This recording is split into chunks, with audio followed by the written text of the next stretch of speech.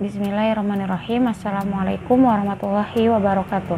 Saya Mersti Amelia di sini akan menjelaskan tentang pentingnya akhlak dalam kehidupan manusia dan fenomena kehidupan modern barat tanpa akhlak. Yang pertama, akhlak merupakan sesuatu yang tidak akan pernah ada habis-habisnya untuk dibicarakan. Karena akhlak termasuk salah satu pokok ajaran agama Islam yang sangat penting. Bahkan diutusnya Nabi Muhammad SAW ke bumi pun tidak lain untuk menyempurnakan akhlak manusia. Seperti hadisnya yang berbunyi, innama bu'istu liutammima makarimal akhlak, yang artinya sesungguhnya aku diutus untuk menyempurnakan akhlak yang mulia. Nah, hadis tersebut menunjukkan bahwa betapa pentingnya peranan akhlak bagi umat manusia dalam menjalani kehidupan di muka bumi ini. Hal ini juga sesuai dengan sejarah yang ada bahwa Nabi Muhammad SAW juga ketika berdakwah itu lebih berusaha sekuat tenaga demi tercapainya atau tegaknya nilai-nilai akhlak di muka bumi ini. Nah, di dalam Al-Quran juga menjelaskan bahwa sesungguhnya kita umat manusia harus menerapkan akhlak-akhlak terpuji terhadap sesama. Seperti yang dijelaskan di dalam Al-Quran dalam surat An-Nahl ayat 97 yang berbunyi, A'udzubillahi minasyaitonirrajim. Bismillahirrahmanirrahim. Man 'amila shalihan min dzakarin aw untha wa huwa mu'minun falanuhyiyannahu hayatan thayyibatan wa lanajziyannahum ajrahum bi ahsani ma kanu ya'malun. Yang artinya barang siapa mengerjakan kebaikan baik laki-laki maupun perempuan dalam keadaan iman, maka pasti akan kami berikan kepadanya kehidupan yang baik dan kami berikan balasan dengan pahala yang baik dari apa yang telah mereka kerjakan. Nah, selanjutnya ada Quran surat Az-Zumar ayat 10 yang berbunyi, A'udzubillahi minasyaitonirrajim. Bismillahirrahmanirrahim. Qul ya ibadilladzina amanu taqu rabbakum lilladzina ahsanu fi hadhihi dunya hasanah wa ardullahi wasi'ah innama yuwaffas sabiruna ajrahum bighairi hisab. Yang artinya, hai hamba-hambaku yang beriman, bertakwalah kepada Tuhanmu.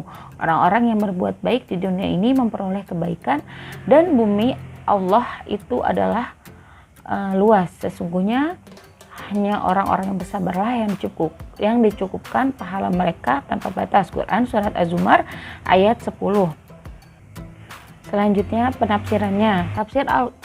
Tafsir Al-Quran surat An-Nahl ayat 97 di dalam tafsir Jalalain yang artinya barang siapa yang mengerjakan amal soleh baik laki-laki maupun perempuan dalam keadaan beriman, maka sesungguhnya akan kami berikan kepadanya kehidupan yang baik. Maksudnya, menurut suatu pendapat dikatakan bahwa yang dimaksud adalah kehidupan di surga.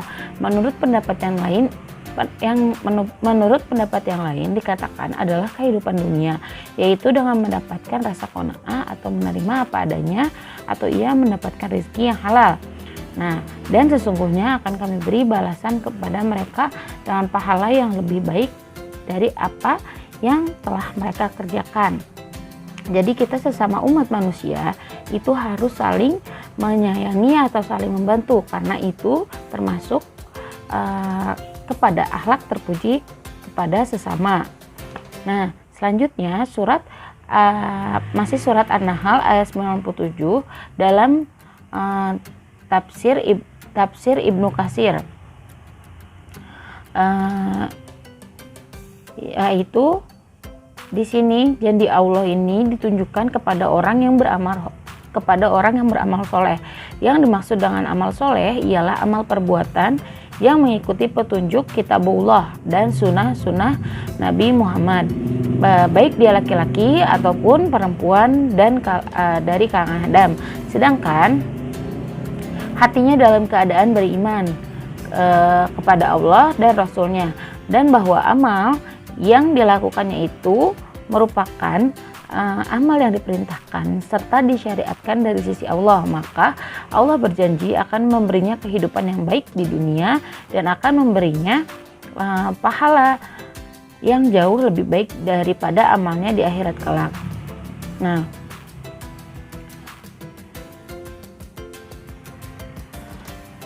Ali ibnu Abu Thalhah telah meriwayatkan dari Ibnu Abbas bahwa makna yang dimaksud ialah kebahagiaan. Al-Hasan Al-Mujahid dan Qatadah mengatakan tiada suatu kehidupan pun yang dapat menyenangkan seseorang kecuali kehidupan di dalam surga. Selanjutnya tafsir Quran surat Az-Zumar ayat 10. Di dalam tafsir Jalalain yang artinya katakanlah hai hamba-hambaku yang beriman, bertakwalah kalian kepada Rabb kalian. Maksudnya takutlah kalian akan azabnya, yaitu dengan jalan menaatinya.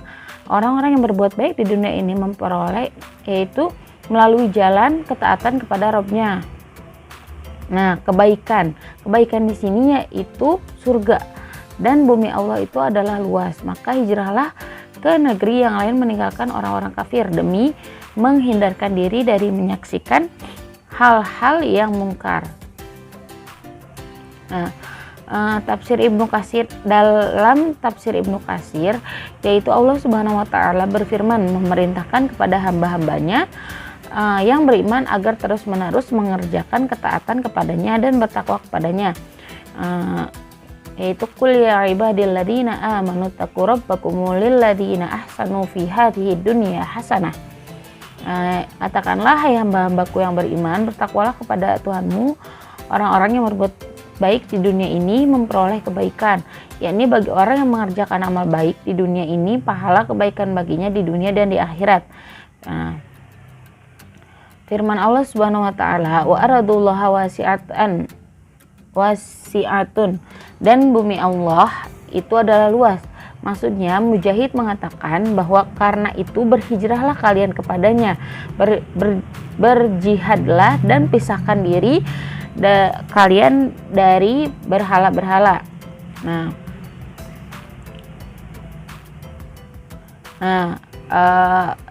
Bismillahirrahmanirrahim. Innama yuwaffis sabiruna ajrahum bighairi hisab. Sesungguhnya hanya orang-orang yang bersabarlah yang dicukupkan pahala mereka tanpa batas.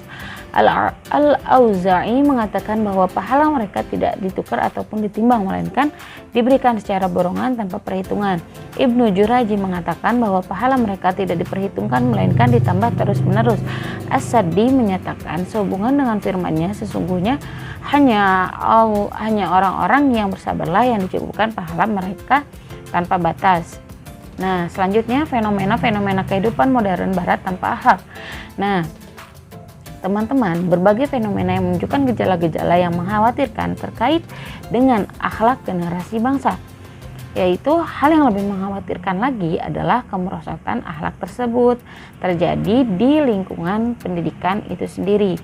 Nah, sekarang ini banyak fenomena-fenomena yang mengkhawatirkan. Contohnya banyak pelajar yang tawuran antar sekolah, tawuran antar siswa, perkelahian, pergaulan bebas, kasus-kasus narkoba. Nah, terus remaja usia sekolah yang sudah melakukan tindakan kriminal gitu.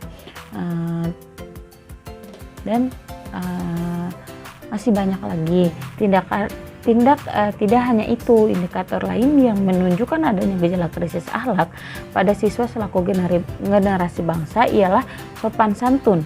Nah, sekarang ini kita sedang mengalami gejala krisis akhlak pada siswa selaku generasi bangsa, yaitu adalah sopan santun siswa yang kini sudah mulai memudar. Di antaranya kita dapat dilihat dari cara berbicara siswa terhadap sesama. Mereka yang sering terdengar mengucapkan kata-kata yang tidak baik atau tidak sepantasnya diucapkan oleh seorang pelajar gitu. Bahkan seringkali mereka menggunakan bahasa yang jauh dari tata nilai budaya masyarakat gitu. Nah, cara berpakaian siswa saat ini juga banyak yang sudah mengikuti budaya-budaya barat gitu. Nah, begitu juga perilaku siswa dengan gurunya di sekolah. Banyak kan kita sering lihat bahwa anak-anak sering membantah gurunya ketika ditegur gitu. Nah, selanjutnya sering terdengar dari siswa saat ini istilah tersebut perumpamaan gaul, seperti kata-kata ngetren, terus tidak ketinggalan zaman ataupun maju. Nah, gaya budaya kebarat-baratan yang saat ini banyak diikuti oleh siswa, mereka tidak menyadari bahwa kemajuan barat yang mereka ikuti itu sudah tidak memiliki keindahan akhlak lagi, sudah jauh dari kata akhlak yang baik. Gitu.